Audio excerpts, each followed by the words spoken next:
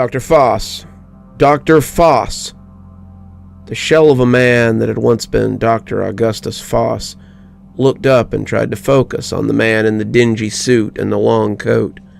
His shoes were shiny, the loafers of a man who shopped off the rack, but probably not because he couldn't afford it. The briefcase he carried was banged up, old, probably also not carried because he couldn't afford better. This man dressed the way he did, carried his case the way he did, but he acted like someone who knew his business. To this man, the old adage, clothes make the man, was just so much hot air. This man got things done, but he looked like whatever he was doing was a real stumper. He looked like whatever he was doing was keeping him up at night, and he didn't like it. Doc, that was what the other patients called him, thought these things and filed them away as he so often did. But what he said to the man in the cheap suit with the dingy, beat-up case was, "Yes?" The man seemed to think about whether he wanted to continue and must have decided to soldier on. "My name is Agent Warwick. I'm with the Federal Bureau of Investigation, and I want to talk to you about Thomas Murphy." That got a reaction out of the good doctor. He moaned and covered his ears, putting his head between his knees as he shook his head back and forth. No, not that one. He wouldn't say anything about that one. He couldn't talk about Thomas. If he did, they would get him. They were Thomas's creatures, and they were everywhere in here.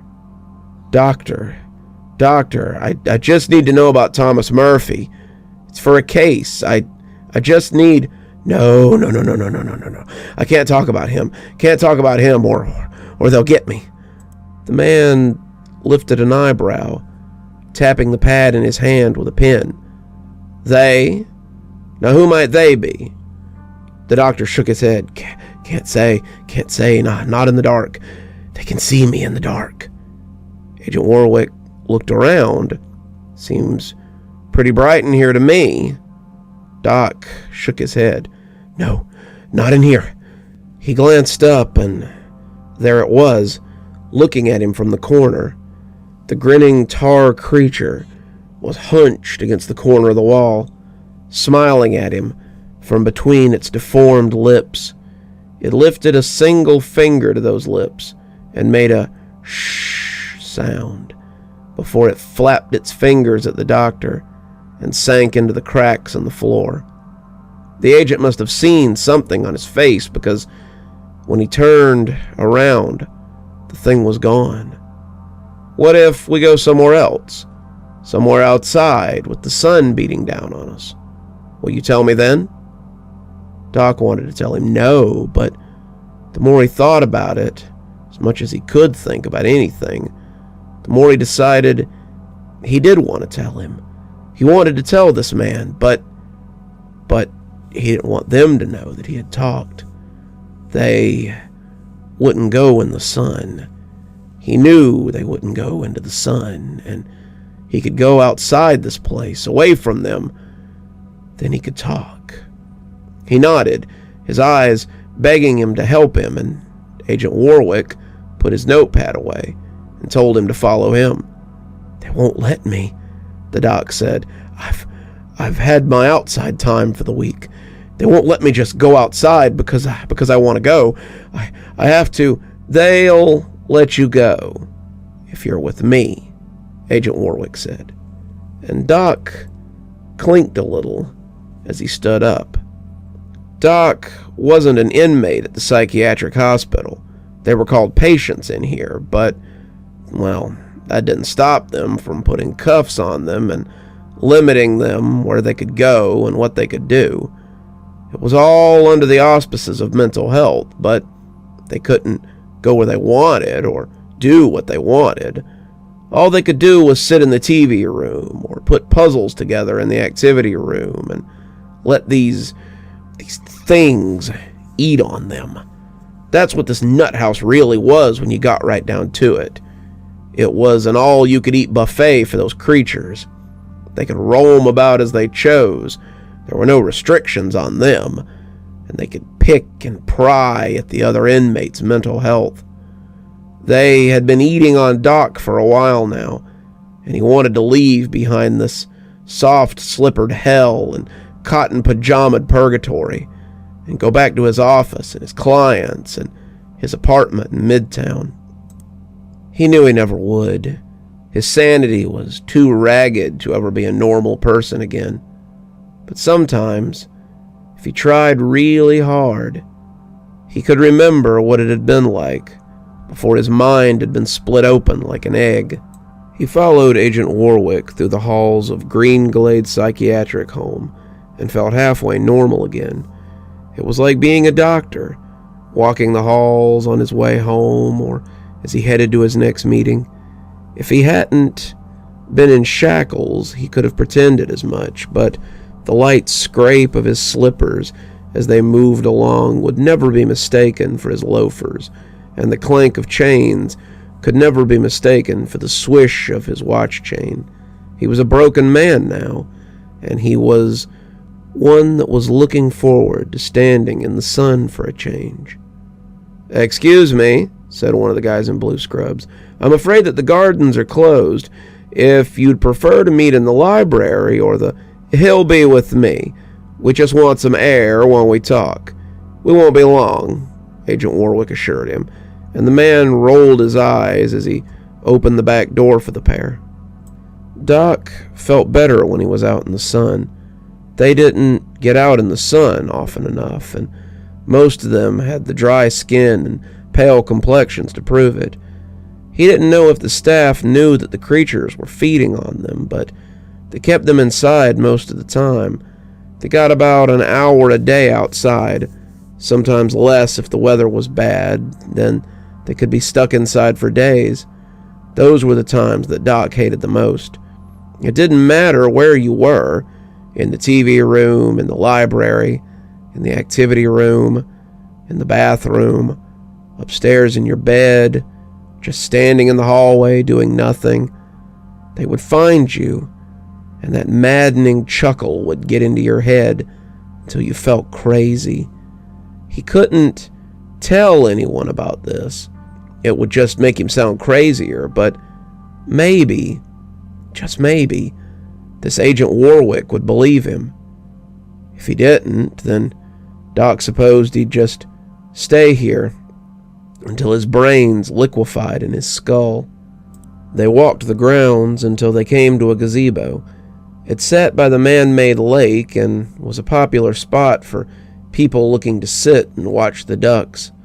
Some of them brought bread from their lunches, but most just sat and watched, their slack-jawed expressions all that was left of their likely once working minds.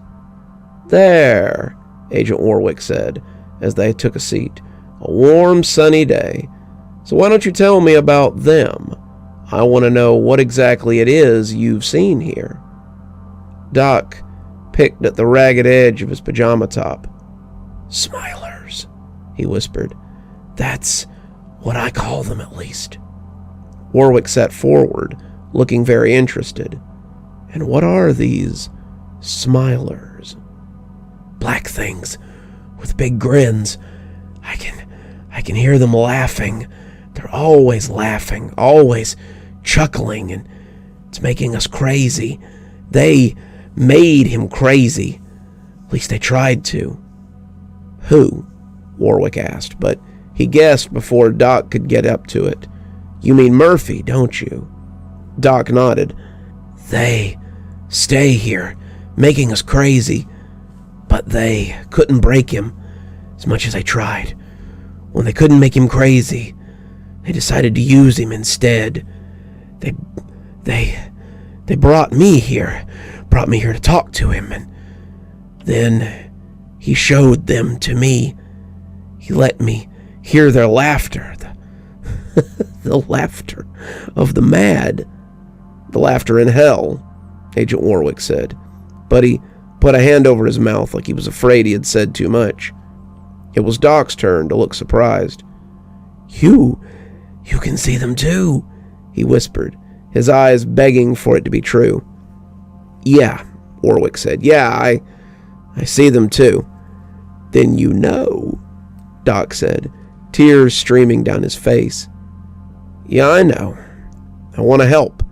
I can't help everyone. Might not even be able to help you, but I want to try. I don't think you're getting the care you need here, Dr. Foss. I think perhaps that you might benefit from a federal facility. I can make that happen. I can get you transferred. But I need answers first. Out of here? Doc could hardly believe it was possible. He was sure they would be at a federal facility too, but maybe they wouldn't. Even if they were, maybe the federal shrinks could put him on something that would make them go away. Maybe they could make him numb enough that he wouldn't be bothered by them.